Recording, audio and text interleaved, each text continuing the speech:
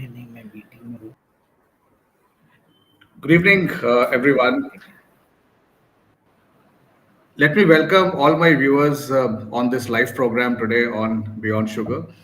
As you all know, Beyond Sugar is created for all of you so that you keep on getting the reliable and scientifically accurate information related to diabetes and its complications, and you are able to manage your health well. This channel is created in collaboration with RSSDI, which is the apex body of diabetologists in India, and Indian Society of Nephrology to keep it authenticated scientifically as well. Not only we post content for all of you, we also invite leading doctors from across the country who can talk to you as a friend and answer all your questions. Today, I'm very glad to welcome Dr. Uday Phadke from the city of Pune. Sir, welcome to the program. Sure. We will be we will be taking his expertise today to understand about one of the very important subjects, and we keep on getting so much of chats and questions from you that people who have diabetes, what care they should be taking while they travel or while they plan travel, and we will be taking practical tips from him. Before I start taking your questions, let me formally introduce him to you. He's one of the renowned and one of the senior most endocrinologists in our country, and and currently based at Pune. After doing his DM in endocrinology from KM Hospital for last 25 years, he's been serving his patients. So we know that we're talking to an expert who can answer all the queries. He also has a fellowship of almost all the national and international academic bodies, including fellowship of American College of Endocrinology. And while I was going through his profile, I also realized that he is an avid mountaineer and a nature photographer as well. And I think he will tell us who better than him to talk about today's subject. And currently, he is director of endocrinology and diabetes at Sayadri Group of Hospitals, Pune.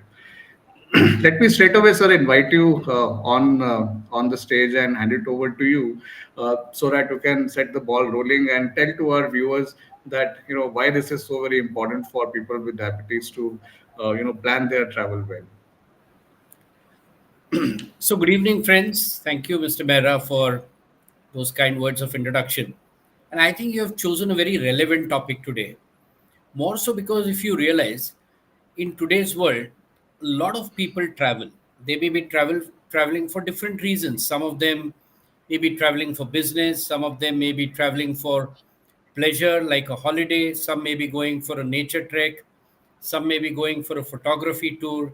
Some may go for a pilgrimage, etc. So, a lot of reasons to really travel. Also, a lot of people are now diabetic. So, particularly in India, we have a huge population of diabetics. And when they travel, there could be some issues with their medication, there could be some issues with their food, there could be some issues with their insulin, with their blood glucose, etc. And every person in diabetes with diabetes should know at least what he or she should take care of when there is a planned travel. So I think this topic is very relevant, and we could discuss various nuances of what these patients might come across when a travel is planned. Yeah. So to begin with, sir, what are the most common things people with diabetes they should keep in mind while they plan for their travel?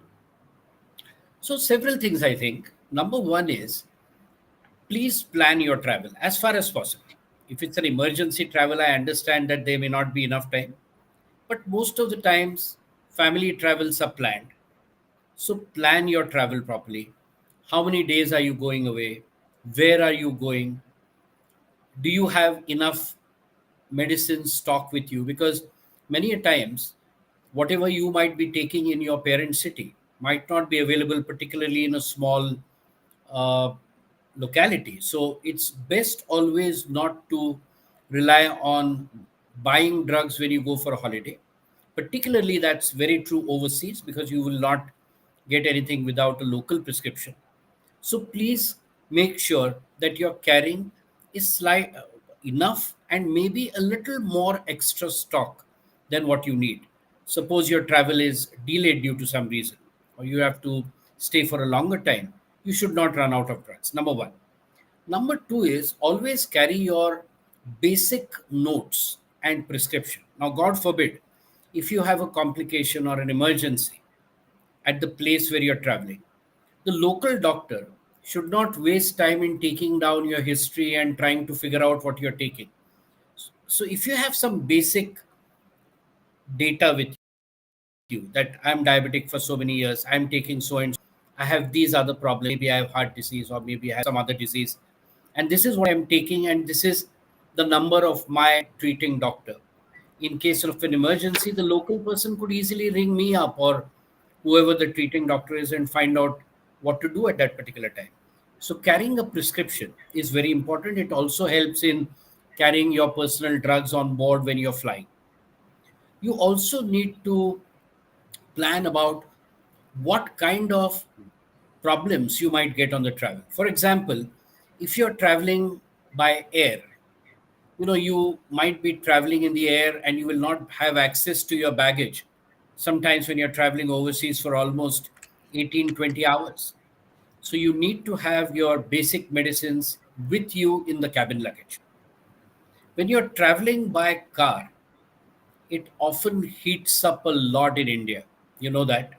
And you will have to be careful that you carry your medicines in such a way, particularly it's very true about insulin, that you don't leave it in the car when you have it parked, because inside the car, the temperatures can go up to about 50 degrees Celsius in the sun, and your insulin and your tablets may get exposed to extra heat and may go bad.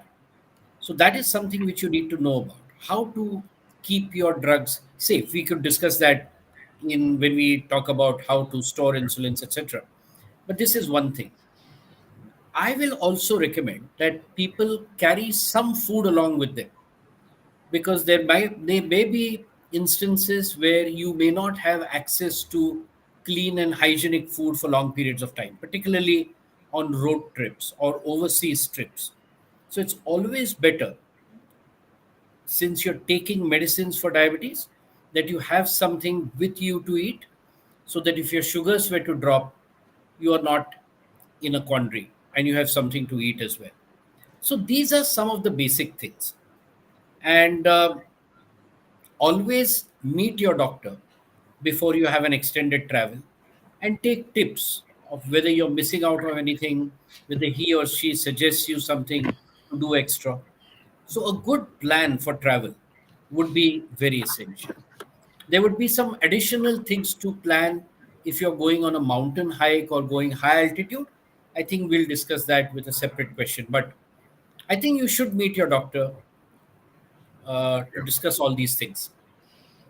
All right. So thank you so very much for setting this, basic things on the context. But I think what Dr. Farke tells us very, very clearly is that unless it is an emergency travel, please try that you plan your travel well, anticipate, some of the challenges which he shared with us, and then do an advanced planning that if such challenges come to you, then how you should be taking care of them on the way. And then preferably if it's a long travel, then before undertaking your travel, meet your doctor, get your basic test done, and then seek advice as well. I think on that note, sir, now we know that people with diabetes, they have to follow a very strict routine as well, and most of them, they do very well. And at the same time, when they travel out, fooding is the biggest issue. While you are at home, you know that what all things need to be managed and taken care of. There is a routine.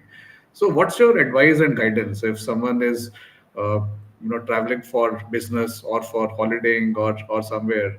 How he should be or she should be managing his I diet think that's a very important question, because many a times see patients coming back from a holiday or some travel, and the sugars have gone through the roof, and they said that, look, I was traveling, I didn't pay attention to that, etc. So diet becomes very important. Now, I'm not going to preach and sermonize and say that, well, when you go on a holiday, you should not enjoy at all. That's not the idea. But at some level, one must understand that you cannot go overboard. So if you have diabetes, please take some basic care. So I am sure you would like to eat some good things along with the family. Be sure that you don't keep on doing it day in, day out, every meal you gorge. Then, of course, no matter what, medicines you take, your sugars are going to go high. Also, in many restaurants now, particularly in big cities or overseas also, there are tasty but healthier options. Now, one should choose them, of course. So, for example, if you take a large pizza with extra cheese somewhere in the US, which is loaded, you might end up eating 1,000 calories at one meal, which we practically don't eat in the whole day. So if you are with the family, I understand if you take half a slice, one slice of pizza, don't go overboard. Number one. Number two is business travelers, who travel very frequently. They will have more of a problem because pleasure travel is ultimately short term. It cannot go on for months. But business travelers keep moving all the time during the year. And my advice to them is wherever you stay, usually that's a hotel, if you have a chat with the manager and the chef, most hotels are happy to provide you non-restaurant like food. So simple like dal roti, dal chawal. Not the typical masala and the cheese and the butter wala paneer ki sabzi and you know laden butter naan. They will provide you, say, simple fulka ya chapati with a simple dal, simple rice, and a simple vegetables. You just have to ask for it, and this is doable. And I have seen a lot of my patients actually doing it now. And if the business travel is short, say for a day, day and a half, or 2 days, they even carry things from home which will last them for a couple of days, and maybe only so like chapatis, like something else, like theplas, khakras, and just order some dal or some simple vegetable. So I think as far as food is concerned, these things are important. Never miss food. That is also something which one must remember, because missing food and taking medicines for diabetes is big trouble. So make sure that if you don't get what you like there, sometimes there are choices of meat versus vegetarianism. At least have some milk and fruit, which will carry you through. So I think these are some very basic advices. So use common sense. Don't go overboard. Taste a few things, but don't go overboard with each meal. This, I think, is some very basic advice. Yeah. So I think this is so very helpful and such practical tips Dr. Farke is giving to all of us, and I think we must listen him carefully today on these things. Sir, what about now? I think monitoring is also one of the important things. While you are at home, you can test your glucose twice, thrice in a day, and then accordingly, keep your insulin dosage, or like in what good shape you are or not. What's the advice during travel? People, I'm sure you will advise that they should carry the glucometers if it's a long travel. But how frequently they should be testing, more, less, or what's the advice on this part? I think, broadly speaking, they should be testing, particularly. So now there are different categories of patients. Some patients are not at all very severely affected. Their HbA1c is fairly in control. And if they're traveling for 2 or 3 days, they may not need too much of monitoring. The sugars may go up a little bit because the food is different, the activity is different, but they may not require too frequent monitoring. But particularly for people who are on insulin and who have got other comorbidities like heart disease, kidney disease, I think they need more frequent monitoring because activity is going to change. Their food timings and content is going to change. So I think it is, and sugars could go both up and down. Up because their food might be much richer than what they consume at home, and down because there is more activity, and sometimes there are intervals between food. So it could go down as well. And it's very important to keep a glucometer along with you, particularly for those patients who are on multiple doses of insulin and who have these other complications and are not very well controlled to begin with at home. So that's the basic way we tell our patients. Also, there is one more thing. And When is you're there any particular timing you suggest? So I would say that it's always good to check your fasting blood glucose, because that more or less decides the tone of how the sugars are going to be in the whole day. And then you can do them pre meals. And if you're taking rapid acting insulin, you can do them post meals as well. It also depends on what kind of insulin you're taking. So if you're taking pre mixed, I would tell them to do a fasting and pre dinner. If they're just taking basal, I would tell them to do a fasting sugar. And if they are taking a regimen where they are taking both basal as well as bolus insulins, I would tell them to do a fasting and also post meals to find out how much their food is affecting the sugar, and accordingly increase or decrease the dose of insulin, of especially the rapid acting insulin, during the day. All right. So I think, as Dr. Furke mentions very clearly, monitoring is important. So carry your glucometer, and then I think monitor it timely so that, God forbids, if you're not able to get the right food, or it's like more heavy food, so you are able to understand also if your blood sugars are going haywire, and you can take corrective actions. So don't forget the monitoring part. So particularly one more thing is many elderly people go for pilgrimages. Yeah. Vaishno Devi चले जाते हैं, केदारनाथ जाते हैं, बद्रीनाथ जाते हैं, Yamunotri. So where you have to walk, and now these people are not really in the habit of walking so much, particularly uphill. Now that extra effort can actually drop their sugars quite significantly. So particularly on that route, we also tell a family member कि आप देखते रहिए उनकी तरफ. See if he is feeling weak, he's sweating, he's becoming a little confused, और sugar check करके कुछ खाना दे दीजिए अगर लगता है कि शुगर नीचे जा रही है तो. सो on pilgrimages also, I think it's very important that they monitor their sugars, particularly the elderly people. Yeah. Oh, thank you for emphasizing that. And that reminds me, while doing research, we realized that the biggest travel which happens in our country is actually for pilgrimages, Yes, which we absolutely. don't even realize, but that's the reality.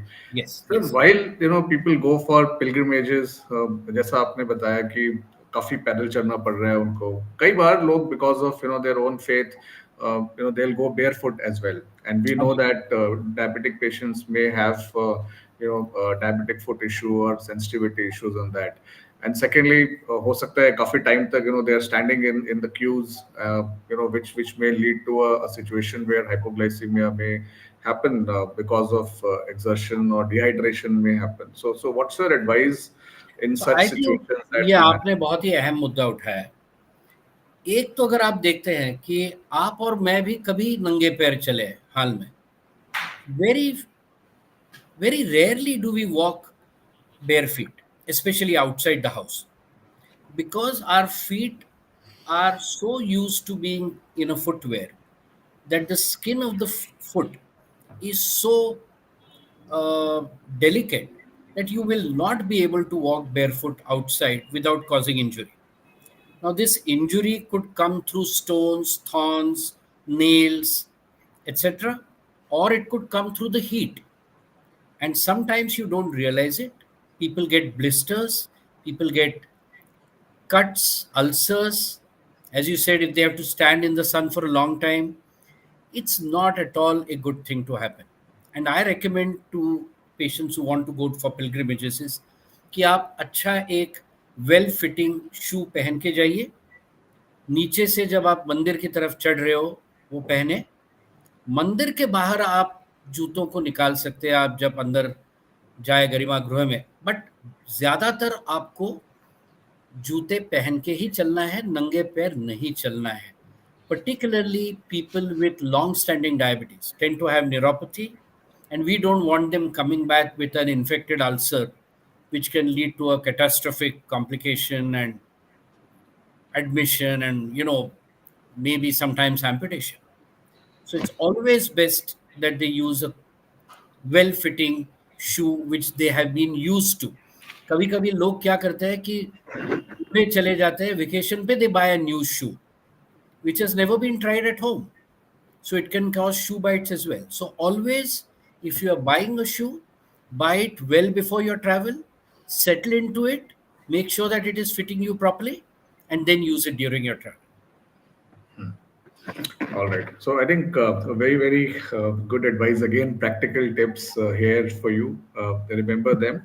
What about so now there's a feeling among people that if they go out to different climate zones or different kind of for someone, let's say living in Pune, if he goes to a mountainous place in somewhere in Himachal or Jammu and Kashmir, so that may alter his blood sugar levels or have some impact. Or if you go to coastal areas, so it may have an impact. So is it true? Is it scientifically? Is there any fact behind it, or one should be absolutely okay with that? No, no, I think there is a lot of science behind this. Let's start actually with going high altitude in the mountains. Okay. There are several issues there. When you go to a particular altitude, say about 10,000 feet, so mountaineering, the oxygen level drops, and oxygen level dropping causes change in blood glucose because the insulin sensitivity changes. So people will often face a jump in sugar. Number one. Number two is when you go high altitude, your appetite drops substantially. So, and you have been walking the whole day. So it's like a double whammy. आप चले भी हो ज़्यादा more than usual और आप खाना भी ठीक से नहीं खा पा रहे हो.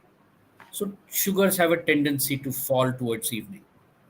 Number three is the temperature itself. If it's quite cold, now last November, I was in Nepal on a mountaineering trip, and the daytime temperatures when we were walking were like minus 4 degrees.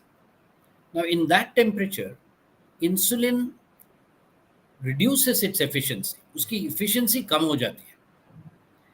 Plus, whatever insulin you are injecting into the skin, उसका absorption change होता है. मतलब it reduces.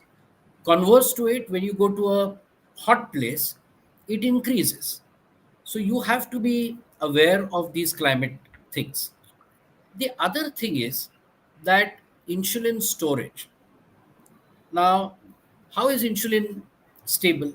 So the idea is when you buy a vial or a pen of insulin, it's supposed to be kept between 2 to 8 degrees, which means in the door of a refrigerator. एक बार आप उसको निकालते हो इस्तेमाल के लिए, तो studies से कि 30 दिन तक, 1 महीने तक आपको ये इंसुलिन करीबन 30 डिग्रीज तक अगर आप इसको रखते हो बाहर भी, तो इंसुलिन खराब नहीं होगा. लेकिन अपने यहाँ तो अभी पुणे का जो टेम्परेचर है अभी, it is 43.6 degree Celsius. So it's crazy, it's not 30. सो अगर आप किसी हॉट जोन में जा रहे हो, तो you will have to carry a pack where you will have to store your insulin. Never keep your insulin on the dashboard और ऐसे ही बाहर के किसी बैग में, because it is bound to go bad. Similarly, when you go to a very cold place, it might just freeze up. So on the one hand, it will coagulate because of the heat. On the other hand, in a very extreme cold temperature, it might just freeze and it will lose its effect. So please be sure that you buy a good insulin carrying pack. Now, fortunately, there are several insulin carrying packs that are now available at India for different time periods. So, if you want it for a day, there is something which is available for 600 or 700 rupees. If you want it to remain for like a week, there are things which are available at about 2 to 3 thousand also. So there are different kinds. Please talk to your doctor, and they are all available on the online trading platforms. So carrying insulin is important, and reducing your dose, particularly in high altitudes, especially if you're eating less and walking more, is very important. And storage of insulin has to be correct. It has to be in your uh, bag, which is not exposed to the sun all the time. All right. So I think he gives us multiple advices on how to carry insulin, maintaining the good temperature, and also how we should take care of ourselves while we are going to high altitude areas and or in the coastal areas as well. Sir, since we're also running out of time, I'll take a couple of questions to you more. Sure. Now, if you are, let's say, at your home or in your office space, you are always, you have someone with you, or you take care of some sugary things also, which you keep for to manage the hypoglycemic incidents. Now during travel, it's been noticed, like, many people get worried about these incidents as well. So what's your guidance and advice to them to manage and immediate either a hypoglycemic event or a dehydration issue which people may face? Excellent. So let's take the hypoglycemia first. There are two ways of going about it. If the person is in a state of eating by himself or herself, the best thing is to give food. Give at least 20 to 30 grams of readily available carbohydrate, which means 4 to 5 spoons of sugar, say mixed in coffee or milk, or some fruit juice immediately, or a milkshake or ice cream. So readily available sugar hona chahiye, or a bar of chocolate or some glucose biscuits. Be very careful. If the person is confused and not able to eat properly, he is not in his full senses, don't try to push that sugar down his throat. He will aspirate and he will land up into bigger problems. So we tell our patients that if the person particularly is prone for hypoglycemia, say elderly people, those with CKD, etc., chronic kidney disease, to carry a pre-filled syringe of glucagon with them. And you don't have to be a doctor. You can just jab it anywhere. The person's sugar will come up for the next 20-25 minutes, in which time you can take corrective action with food or going to a hospital, etc. As far as dehydration is concerned, especially in hot areas and in the mountains, we need to make sure that you drink at least 3 to 4 liters of water a day. And what is the best test to find out that you're drinking adequate water? Number one, the patient is producing urine. And number two, he should watch the color of the urine. We always tell this in the mountains. The color should be pale, watery, or pale yellow. If it is dark, that means he's dehydrated, and deliberately more fluids like tea, coffee, water has to be given. So watch the color of urine. That is what we tell our mountaineers also. That's a good sign of dehydration. Okay, so I think we learn here how to immediately identify both hypoglycemia and dehydration, and how do we manage that as well. I'm sure this conversation which we are having today and the advice Dr. Farke is giving to all of us, that should build our confidence that we should not restrict ourselves. Traveling is a part of life, whether it is business travel or holiday vacation, and I think we should go ahead, of course, be cautious. So one of the also the essential reasons why we did that is a lot of people in our family, especially elderly, they avoid, even if though they are in moving condition, they avoid कि नहीं नहीं यार बाहर जाएंगे तो diabetes हमारा sugar level बिल्कुल खराब हो जाएगा, and they restrict themselves to the homes. And of course not being there with the family or enjoying also affects somewhere happiness index or mental well-being. So I want the final words from you, ये for बिल्कुल आपने सही for our कहा. audience on this. And I always encourage my patients. So they all keep asking me, अरे हम जाए कि नहीं जाए ट्रैवल पे, आप बताओ, नहीं तो हम कैंसिल कर देंगे. I said नहीं, बेशक जाओ आप. बस आप ये कुछ चीज़ों का ख्याल रखो. आप चाहे तो लिख लो कि क्या बेसिक नेसेसिटीज़ है, क्या प्रिकॉशंस लेने हैं. और अगर ये सब आप फॉलो करोगे, आप भी समझ लो, आपके पार्टनर या किसी और फैमिली मेंबर को भी इसमें थोड़ा सा अगवा कर लो कि ये चीज़ें आपको देखनी है, तो बिल्कुल everyone should and can enjoy travel. इसमें कोई शक नहीं है. आप बिल्कुल चले जाइए, कोई फिक्र नहीं. Very, very nice. So, on this positive note, I think Dr. Fadke gives us confidence today. He has literally, taught us and given those practical tips that if we have diabetes, or if any of our family members has diabetes, so what all things we should be taking care of, pre-travel and during travel as well. Sir, any final word you want to tell us about post-travel? If someone comes after 15 days of travel, should he come straight away to his doctor and tell him that look at me, how am I doing, or like, it's okay? What's your advice? So I think if the patient has had some complication when he is traveling, किसी कारणवश उसको hospital में जाना पड़ा, sugars बहुत नीचे हो गए या बहुत ऊपर हो गए, कुछ प्रॉब्लम आ गया या पैर पे कोई इंजरी हो गई, तो वी टेल देम कि आप जल्दी से आके मिल लीजिए। अगर ऐसा कुछ नहीं है तो बस आप सेटल हो जाइए आपके रूटीन में, दोबारा आपके थोड़ा सा शुगर्स देखना शुरू कर दीजिए, go back to your original food and medicine. फिर कोई प्रॉब्लम बनता है तो जल्दी आइए, नहीं तो फिर अपना जैसे प्लान्ड है फॉलो अप, उसी समय आइए। बट कुछ प्रॉब्लम हुआ हो ट्रैवल पे तो ज़रूर जल्दी आके मिलिए, घर नहीं बैठिए, because we don't want the complication to increase, particularly so if there is a foot ulcer and a foot infection, because that tends to really worsen into something very sinister. Yeah. Well, thank you so very much, Dr. Fadke. Today, I think you have been very kind in sharing so many practical tips with our viewers. I'm sure all our viewers who have been watching us today, this information would be very, very useful. This program is going to stay here on this link. If you want to listen to him again, go back and again by heart his advice, and don't forget to plan your travel well, and don't avoid your holiday vacation trips with your family. That's always memories you build during your holidaying and vacation, which you can cherish always. So with this, I thank all my viewers who watched us live today or who would be watching us later. But Dr. Farke, before I say goodbye, any final words or anything important which we still missed you want to emphasize or summarize on? No, I think we cover. I think you really covered this very comprehensively in a very easy manner. So it was more like a banter than a lecture of sorts.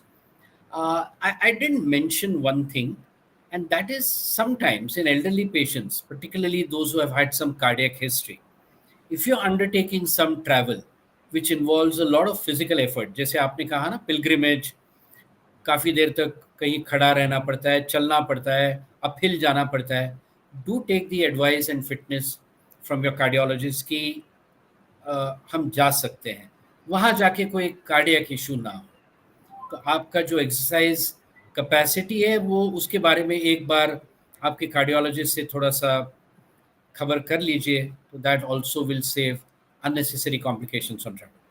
I think, but otherwise, I think the questions that you raised were extremely relevant, and I hope I was able to put some useful tips to people who have been listening to this. Yes, of course. Thank you so very much, Dr. Farke, on this. So, if you have anyone in your home, in your friends or family circle as well, who has diabetes, you can simply, share the link of this program with them. And today's conversation and the practical tips provided by Dr. Farke can be very, very useful for them. So, with this, we thank you all, Dr. Farke. Thank you so very much for joining us, Thank you. and Thank we you. will catch up with you all again. Good night and bye bye. Good night. Good night.